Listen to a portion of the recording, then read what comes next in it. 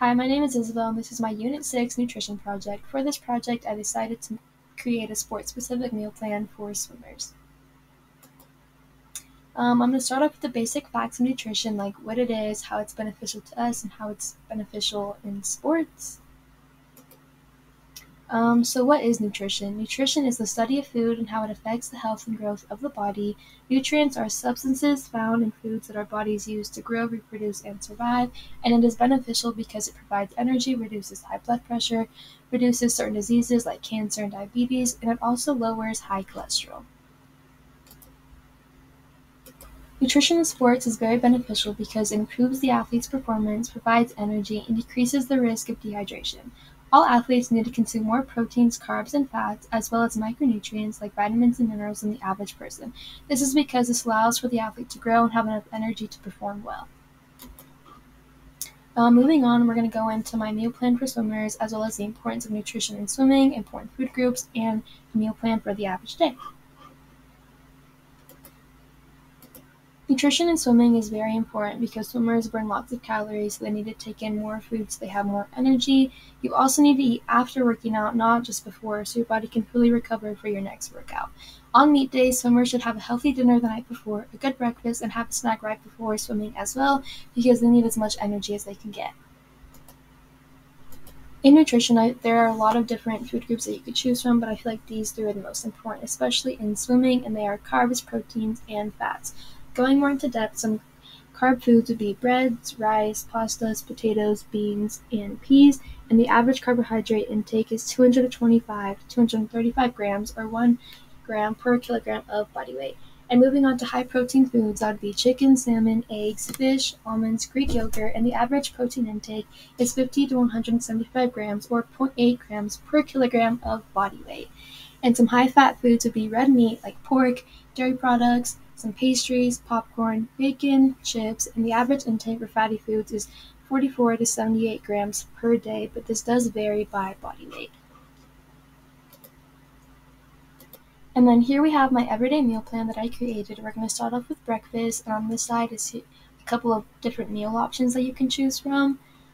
Because personally I don't like to eat the same thing every day, so I thought it'd be fun to switch it up and put a couple of different options with the different calories, carbs, and proteins and fats on here as well.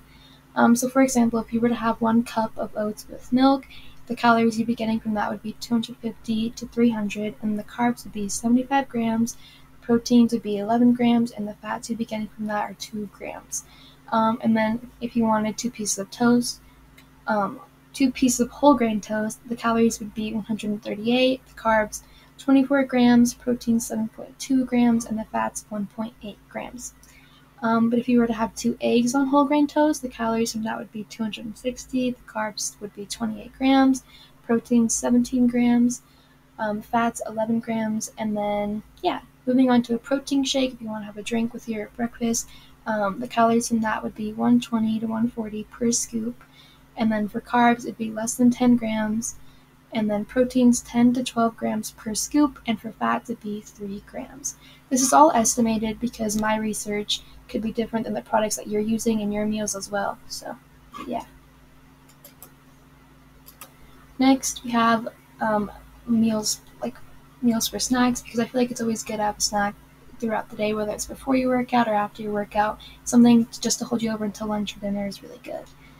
So the meals again are on this side, and then I have the calories, carbs, proteins, and fats. So for example, if you wanted a glass of milk and a banana, the calories would be 160 to 180, the carbs would be 36 grams, the proteins 9 grams, fats 8.26 grams.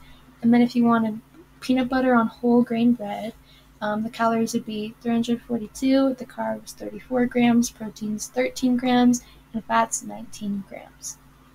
If you wanted a little fruit for a snack like grapes, apples, and blueberries, the calories you'd be getting from that would be 237 per cup, and that's all together. And then the carbs would be 52 grams per cup, proteins 1.84 grams per cup, and the fats 0.73 grams per cup, and again, that's all together.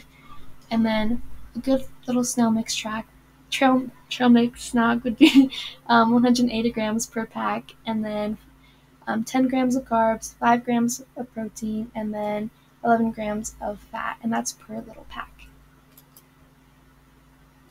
Moving on to some lunch foods, we have Greek yogurt, a protein shake, some crackers, and vegetables. So if you wanted to have Greek yogurt, the calories you'd be getting from that would be 100, the carbs 6 grams, 17 grams of protein, and 0.7 grams of fat. A protein shake, like I said earlier, 120 to 140 calories per scoop, less than 10 grams of carbs. For protein, it'd be 10 to 20 grams per scoop, and then 3 grams of fat. That all just depends on how much you're putting in as well. And then the average cracker calorie would be 81, 10 grams of carbs, 1.1 gram of protein, and 4.2 gram of fat. For vegetables, this kind of just depends on what vegetable you will be eating. I think I did broccoli and like corn and stuff, but calories for that would be 59, 12 grams of carbs, 2.6 gram of protein, and 1.1 gram of fat.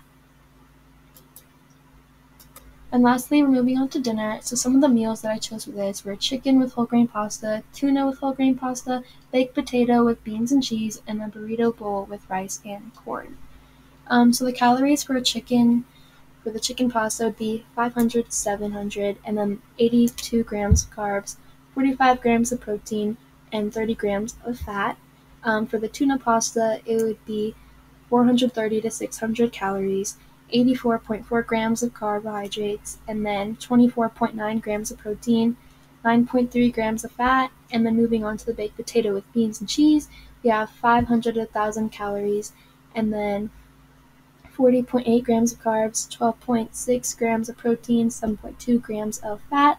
And then lastly, the burrito bowl with rice and corn would be 835 calories, and then 96 grams of carbs, 24 grams of protein, and 39 grams of fat. I kind of went over this in the beginning, but here it is again. So the average calorie intake varies on age and metabolism, but women should intake about 2,000 and men should intake about 2,500. The average carbohydrate intake is 225 to 235 grams, or 1 gram per kilogram of body weight, and the average protein intake is 50 to 175 gram, or 0.8 grams per kilogram of body weight. And the average intake for fatty foods is 44 to 78 grams per day, but this also varies on body weight. And with my meal plan, you'll be able to eat all of the correct and average intakes for each food group. Thank you. Thank you for listening to my presentation. Is there any questions?